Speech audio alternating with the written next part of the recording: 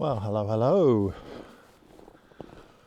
I am now in the Canadian Rockies. I've come down here well, the plan is to spend a week here. The day that I was supposed to leave, all of the roads, all the main highways to Alberta were closed off, the Coquihalla Highway 1, mostly due to the snow we've had. So I had to delay my trip by a day, and the plan was I was going to meet a bunch of people here, spend a couple of days here photographing with them, and then spend a few days and perhaps make my way up to Jasper. But since I've been here, I discovered that the highway up to Jasper is closed, probably because of avalanche danger.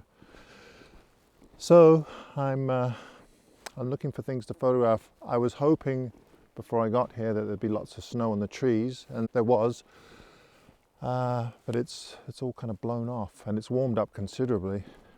It was pretty cold here before I got here, around minus 25, but now it's probably hovering around 0, so it's quite balmy.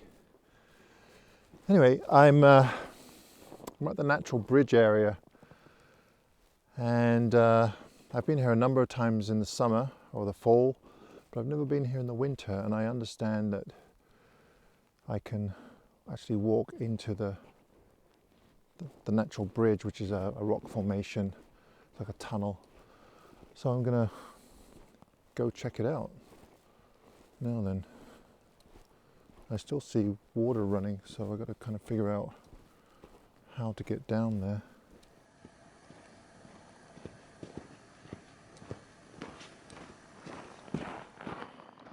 Wow, well, this is very cool looking. Gaps in the canyon or the gorge here, but it's very cool, and it's all rimmed with ice. And then down here in the hole here, you can see the Kicking Horse River running through here. So this is very cool. Okay, let's see what we can do. I really like this angle. Now there are a few trees that kind of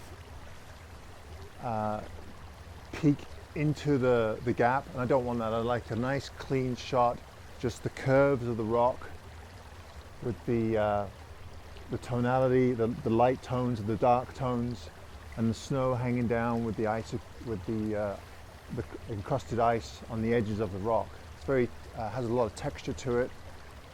So let's see what we could do here.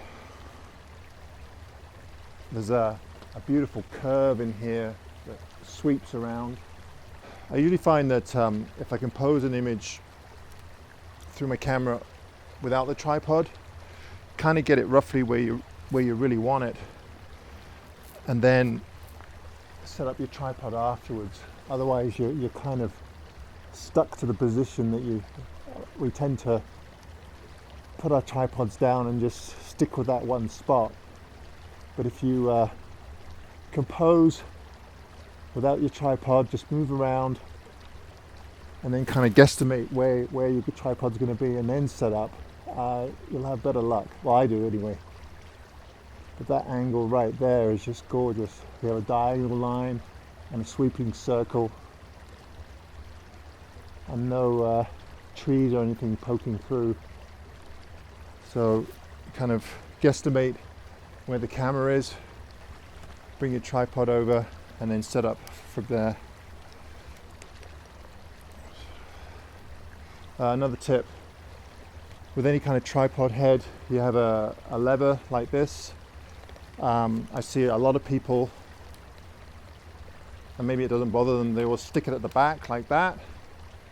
I find that gets in the way, and plus you might be more inclined to loosen it by accident, thinking that it's one of your knobs on your ball head or whatever head you're using. So what I do is I put it at the front, so it's backwards, so it's underneath the lens, tighten it there, and then it's kind of out of the way. Because I have been known to loosen the wrong knobs, and then of course your camera comes flying off your tripod and all hell breaks loose. Let's see what we can do here.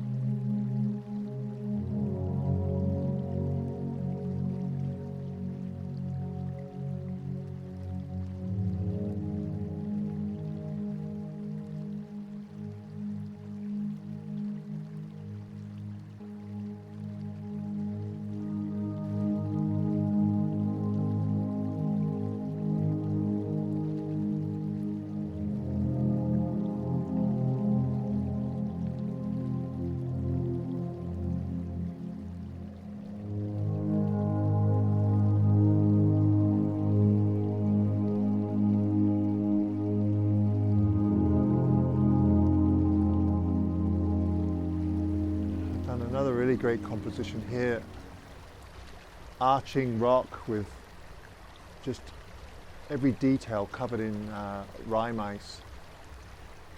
And then we can see the sky beyond, and then it gets dark, and then you can see that there's a hint of sky in the background here. So now to do this, I've got to get back as far as I can here. Let's see what I can do here. I want to try, there are trees in the background, so I want to try and compose this in a way that you can't really see the trees.